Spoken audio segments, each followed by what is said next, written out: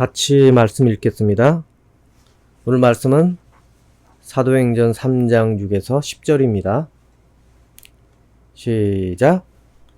베드로가 이르되 은과 금은 내게 없거니와 내게 있는 이것을 네게 주노니 나사렛 예수 그리스도의 이름으로 일어나 걸으라 하고 오른손을 잡아 일으키니 발과 발목이 곧 힘을 얻고 뛰어 서서 걸으며 그들과 함께 성전으로 들어가면서 걷기도 하고 뛰기도 하며 하나님을 찬송하니 모든 백성이 그 걷는 것과 하나님을 찬송함을 보고 그가 본래 성전 미문에 앉아 구걸하던 사람인 줄 알고 그에게 일어난 일로 인하여 심히 놀랍게 여기며 놀라니라. 아멘. 쉬운 성경으로 제가 다시 읽어드리겠습니다. 그러나 베드로는 이런 말을 하였습니다. 은과 금은 내게 없으나 내게 있는 것을 당신에게 주겠소. 나사렛 예수 그리스도의 이름으로 일어나 걸으시오. 이 말을 하면서 베드로는 그 사람의 오른손을 잡아 일으켜 세웠습니다. 그러자 그 사람의 다리와 발목에 힘이 생겼습니다. 그 걷지 못하던 사람이 벌떡 일어나 걷기 시작하였습니다. 그는 두 사람과 함께 성전으로 들어가 걷기도 하고 껑충껑충 뛰기도 하면서 하나님을 찬양하였습니다. 모든 사람이 걷지 못하던 사람이 걸어다니는 것과 하나님을 찬양하는 것을 보았습니다. 사람들은 그가 전부터 성전의 아름다운 문에 앉아 구걸하던 바로 그 사람이라는 것을 알고서 눈앞에서 벌어진 이 일로 인해 크게 놀라며 이상하게 생각했습니다. 여러분, 하나님을 통해서 어려움과 장애들이 어느 정도 해결되고 있습니까? 모두 하나님을 끝까지 믿고 신뢰해서 여러분이 해결하지 못하던 것이 드디어 해결되어서 기뻐 뛰며 하나님을 찬양하게 되기를 소망합니다. 저 어렸을 때 밖에서 동네 친구들과 편을 먹고 서로 놀던 때가 있었습니다. 그런데 꼭 그렇게 편을 먹고 노는 그 사이에 어디에도 끼지 못하는 사람이 꼭 있었습니다. 바로 누군가 데리고 온 코올릭의 동생입니다. 아마 여러분도 다들 경험을 하셨을 것입니다. 그래서 어떻게 합니까? 그 코올릭의 동생을 어찌합니까? 껴주기도 좀 그렇고. 그래서 우리가 그 아이에게 너는 네 언니 깍두기나 해. 알았지? 그렇게 깍두기로 껴주게 됩니다. 이 깍두기라는 것이 좀 생소하게 들리는 사람도 있을 것입니다. 이 뜻은 있어도 없어도 그냥 그만이네. 자기 편에 그냥 껴준다는 것입니다. 그래서 형들 누나들이 이기면은 그냥 똑같이 신나서 막 깡총깡총 뛰게 됩니다. 그리고 성격 좋은 아이는 이겼을 때 너 때문에 이겼다고 괜히 그 막내 기분을 그렇게 띄워주게 됩니다. 그러면 그 아이는 와 신나서 그 아이는 마음이 으쓱해집니다. 그런 깍두기 시절 무엇을 더 기대할 수 있겠습니까? 단지 좋은 말로 의욕을 주게 됩니다.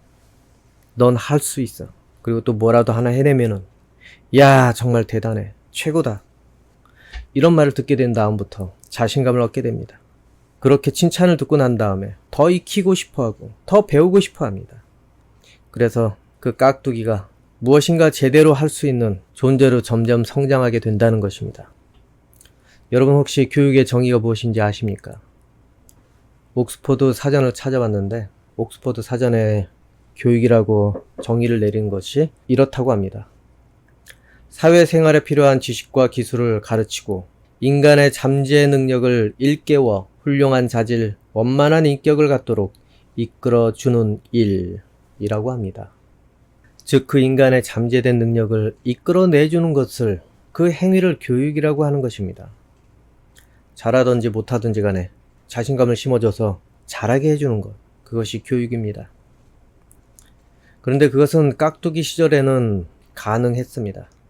누군가 열심히 의욕을 심어주고 응원해주고 누군가 교육을 해줘야 됩니다.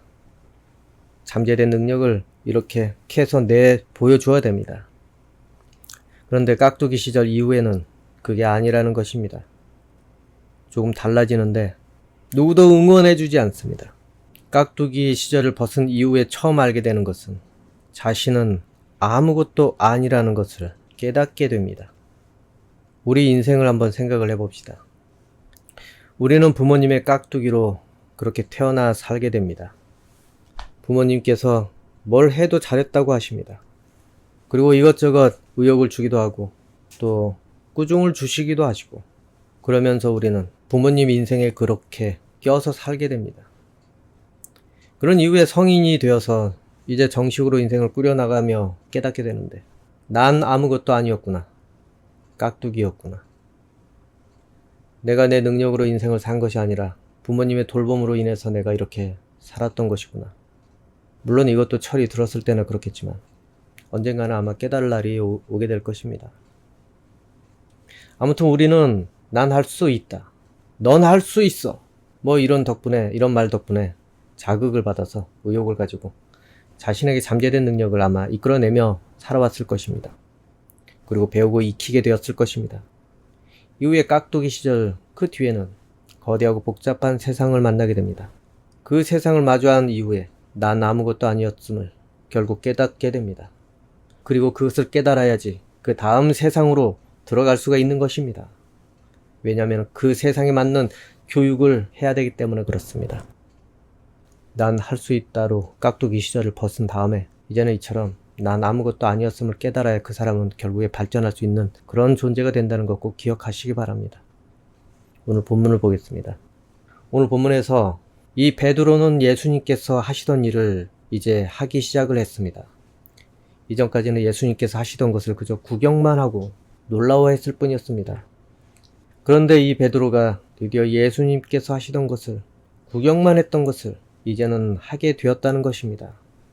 이전까지는 그저 깍두기처럼 예수님 제자로 그렇게 껴들어서 자기들도 무엇인가 되는 것처럼 생각을 했지만, 이제는 그 실습 시기를 지나서 자신들이 직접 예수님의 말씀을 전하고 또 예수님께서 하셨던 것처럼 해야 되는 것입니다.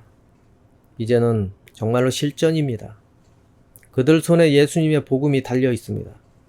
그래서 이 베드로는 오늘 이 본문에 한 사람을 일으켜 세우게 되었습니다. 이들이 이렇게 할 수 있는 것은 무엇이겠습니까? 이전까지 자기 자신은 어떤 존재였겠습니까? 자기들이 높아지고 싶어 했고, 그리고 자기 자신의 능력을 정말로 사람들에게 인정받고자 했습니다. 그런데 이전에 그들 모습은 사라지고 그들에게는 그 사라진 만큼 다른 것이 채워졌습니다. 그것은 바로 성령이라는 존재입니다. 자기를 비우고 성령께서 들어오자 이들은 성령의 능력에 의지해서 예수님처럼 이렇게 기적을 보일 수 있었던 것입니다. 그리고 이 베드로와 요한, 그 성령에 의해서 이 성전 아름다운 미문에 있는 평생 앉은뱅이로 구걸만 하던 이 사람을 일으켜 세우는 기적을 보이게 되었습니다. 그런데 이전 예수님께서 하신 것과는 좀 달랐습니다. 무엇이 달랐냐면 상황이 좀 달랐습니다. 이전에는 예수님께서 지나가기만 해도 사람들이 자발적으로 도와달라고 예수님께 찾아왔습니다.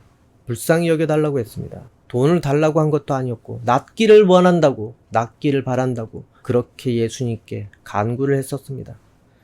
그런데 오늘 이 베드로가 맞은 상황은 낫기를 원하는 그런 상황이 아니었습니다. 돈을 기대했습니다. 이전과 상황이 많이 다릅니다. 베드로는 낫기를 바라는 사람이 없는데 어떻게 도우려고 했겠습니까? 직접 그 사람에게 찾아가서 도운 것입니다. 이전에는 사람들이 예수님을 향해서 도와달라고 찾아왔지만 이제는 베드로가 이렇게 직접 찾아다니게 된 것입니다. 이렇게 상황이 이전보다 더 쉽지가 않게 되었습니다. 왜 상황이 이렇게 되었겠습니까? 바로 예수님께서 십자가에 달려 죽으셨기 때문에 그 사람들에게는 더 이상 기적이라는 거에 대해서 믿지 않게 된 것입니다. 그리고 예수님의 처형 장면을 본 이후에는 누구도 예수님에 대해서 이름조차도 거론하지 못하는 상황이 되었습니다. 그렇게 상황이 이전보다 더 어려운 상황에서 이 베드로는 사람들이 스스로 자기에게 고침받으려고 오게 되는 것을 기대하지 않았을 것입니다. 그래서 그날 성전 입구에 그렇게 마주한 그 앉은뱅이에게 중대한 결단을 내린 것입니다. 그리고 먼저 그에게 다가가서 계속 쳐다봤습니다. 그리고 그렇게 쳐다본 그 사람에게 우리를 보시오. 우리를 보시오. 이 말을 먼저 했습니다. 사실 원래대로라면은 네가 낫기를 원하느냐 뭐 그렇게 해야 되지 않겠습니까? 근데 우리를 보시오라고만 했습니다. 오늘 본문 다시 보면은 오늘 본문 4절에서 5절 다시 보면은 베드로는 요한과 함께 그 사람을 눈여겨본 후에 우리를 보시오라고 말했습니다. 그 걷지 못하는 사람은 무엇인가 얻을 것을 기대하면서 두 사람을 쳐다보았습니다. 눈여겨보고 있었다는 것입니다. 마음속에 작정을 하고 있다는 것입니다. 우리 저 사람을 타겟으로 우리가 직접 다가가서 예수 그리스도 이름으로 나음을 얻게 하자. 그런 결단을 가지며 쳐다보지 않았겠습니까? 그 다음에 우리를 보시오라고 그 사람에게 직접 말한 것입니다. 그런데 여기에서 여기 좀 보라는 이 말이 헬라어에는 다양한 의미가 있습니다. 그냥 집중하라고 여기 좀 쳐다보라고 한 말이 아닙니다. 블레포라는 말인데 알아차리다, 인지하다, 통찰, 간파하다 이러한 의미들이 있습니다. 즉 어쩌면은 우리가 누군지 보라, 알아차리라고 그렇게 말했을 수도 있습니다. 즉 재밌는 표현을 하자면은 영화의 조선족 말투로 이런 말이 있습니다. 니네 누군지 아니? 아마 알 분들은 알 것입니다. 나 예수의 제자라고 그런 말을 하고 싶은 거 아니겠습니까? 이 안준뱅이는 매일 그 자리에서 평생을 구걸을 해온 자였습니다. 그러니 예수님과 제자들이 한때 성전을 들락거리는 것을 얼마나 많이 봤겠습니까? 그리고 그들이 많은 사람들의 집중을 받던 그런 사람들이기 때문에 아마 더 기억을 하고 있을 것입니다. 그리고 베드로는 당연히 기억하지 않겠습니까? 늘 예수님 오른팔이었기 때문에 예수님 그 옆에 그냥 딱 붙어 있었기 때문에 당연히 알아봤을 것입니다. 그리고 이 안준뱅이는 말씀에는 구체적으로 나오지는 않았지만은 그들이 예수님의 제자인 것을 알고 받아들인 것입니다. 믿음으로 오른손을 아마 내밀지 않았나 생각을 해보게 됩니다. 그렇기 때문에 베드로는 이런 말을 한 것입니다. 오늘 본문 그 밑으로 보면은 16절을 보면은 예수님의 이름을 믿는 믿음 때문에 여러분이 보고 아는 이 사람이 건강하게 되었습니다. 여러분 모두가 보시다시피 예수님의 이름과 그분을 믿는 믿음으로 이 사람이 완전한 치료를 받은 것입니다. 즉 이것은 무엇을 의미한다고 생각을 하십니까? 바로 그 안준뱅이의 믿음이 낫게 하는 역할을 했다는 것입니다. 우리가 누구인지 아느냐? 우리는 예수님의 제자다. 그러니 예수 그리스도 이름으로 명하노니 일어나 걸으라. 그러자 그 사람이 자기 오른팔을 슬그머니 내밀면서 예수님께서 이 제자들을 통해서 자기를 돕고자 한다는 것을 믿음으로 받아들인 것이 됩니다. 비록 그 자리에 예수님은 계시지 않다고 하더라도 그들을 통해서 예수님께서 여전히 건지하다는 것을 그렇게 보인 것이 됩니다. 여전히 그분은 이 제자들을 통해서 이것이 드러나게 된 것입니다. 그렇게 예수님 이름을 믿음으로 이 안준뱅이는 그 인생이 구원을 받게 되었습니다. 그리고 제자들과 함께 기뻐 뛰며 성전을 돌아다닌 것입니다. 근데 놀라운 것은 제자들은 왜 껴가지고 기뻐 뛰고 같이 함께 돌아다녔는지.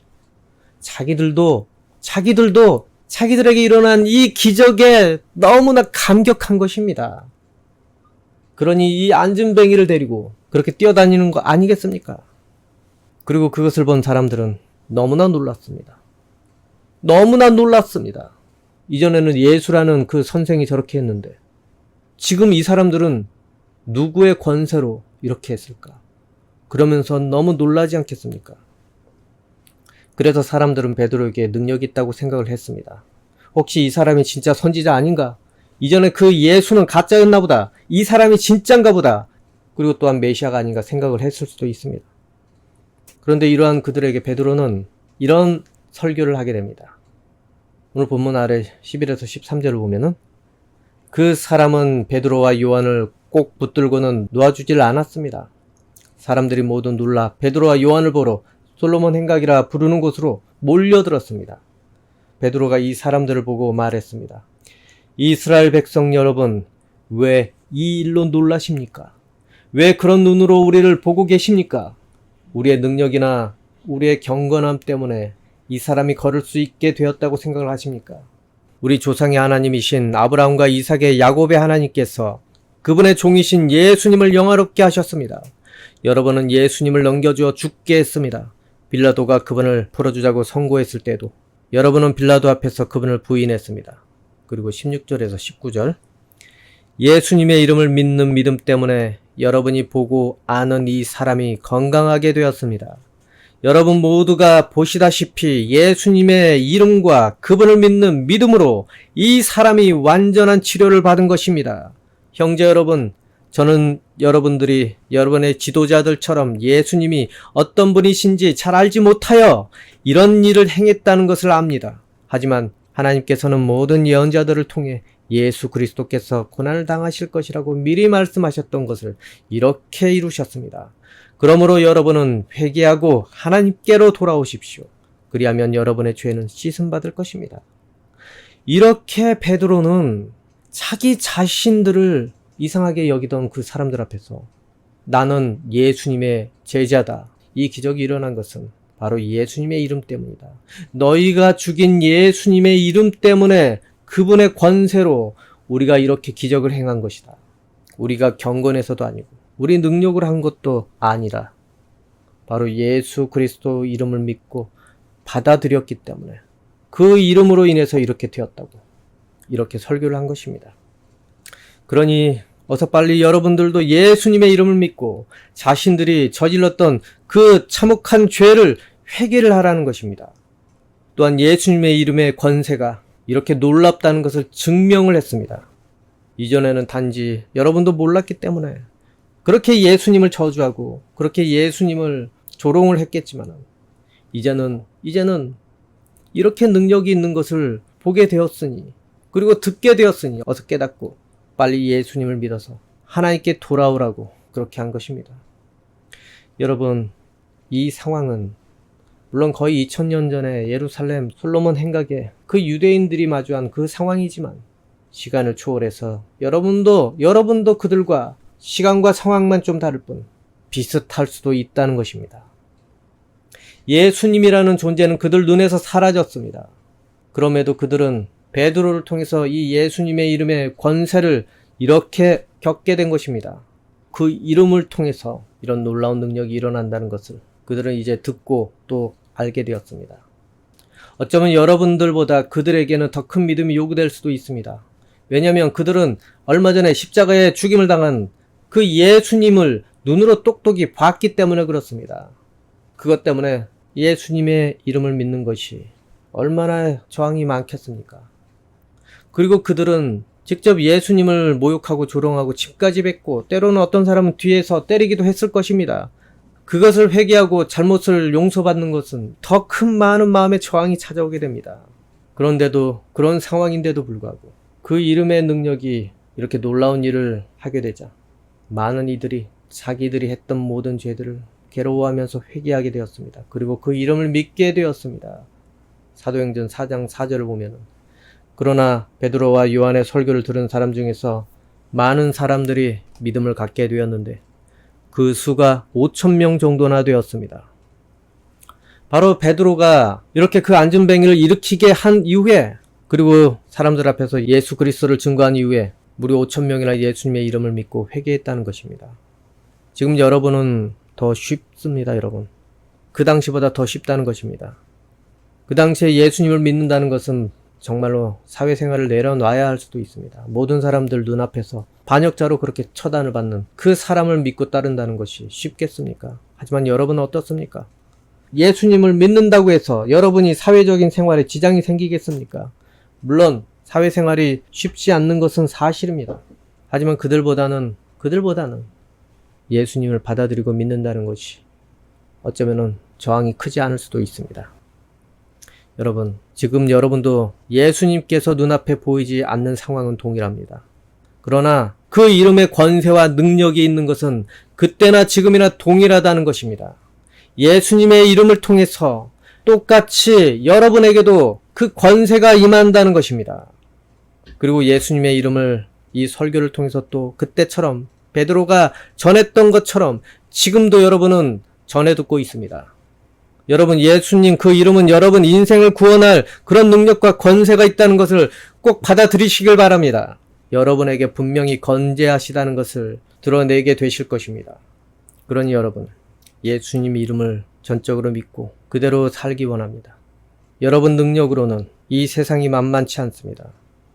그리고 여러분이 아무리 동기부여를 받는다고 해서 그것이 여러분을 얼마나 변화시켜 줄 수 있겠습니까? 이 동기부여라는 것은 의욕을 단지 일깨워줄 뿐입니다. 결국 하는 것은 자기 자신입니다. 깍두기 시절에는 그것이 먹혔을 수도 있습니다. 세상을 많이 알지 못하기 때문에. 하지만은 여러분, 예수님의 이름에는 여러분이 동기부여를 받든지 안 받든지 간에 여러분 자체를 바꿔버립니다. 이 안전뱅이도 자기 의도와는 상관없이 그 예수님의 이름의 권세가 그 인생에 임하자. 자기 의도와 의사와는 상관없이 단지 예수님의 이름을 인정하고 받아들였을 뿐인데 자기 자신이 변하게 되었습니다. 그토록 원하던 일어서는 인생이 되어버린 것입니다. 그러니 똑바로 아십시오.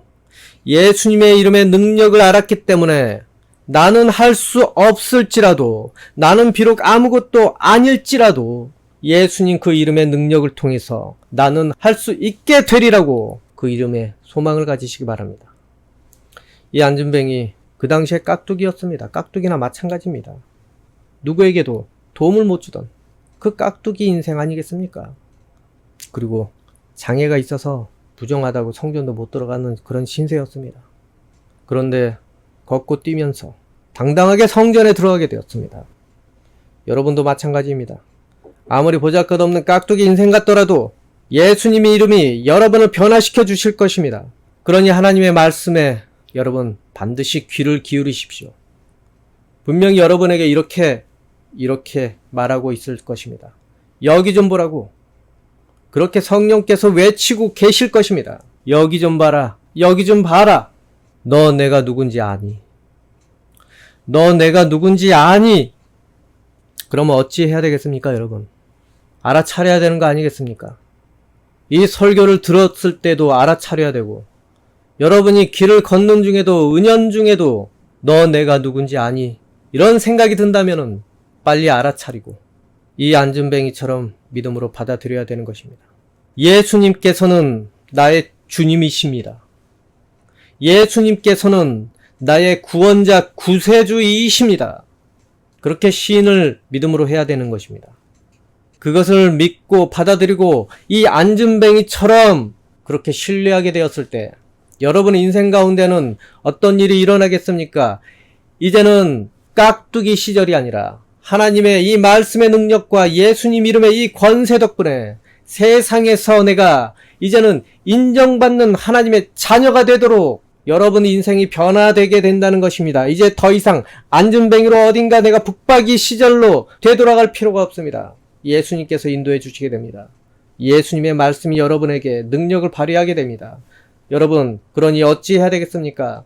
여러분이 해야 할 일은 뭐겠습니까? 이전에 지은 모든 죄들 회개를 먼저 하십시오.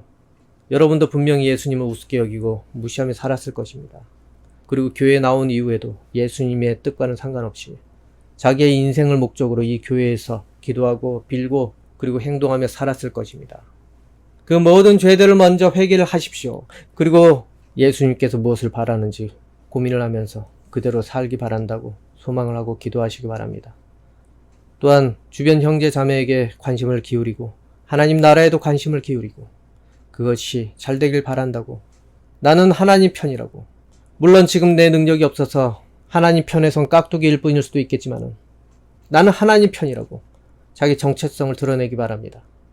사람들에게 입으로 시인을 해서 예수님은 그리스도이시라고 주변 사람들에게도 그렇게 자기 자신이 예수님의 제자이고 하나님의 자녀라는 것을 드러내시기 바랍니다. 그러면 여러분은 예수 그리스도의 그 승리에 동참한 그런 존재가 될 것입니다. 인정받게 될 것입니다. 기도하겠습니다.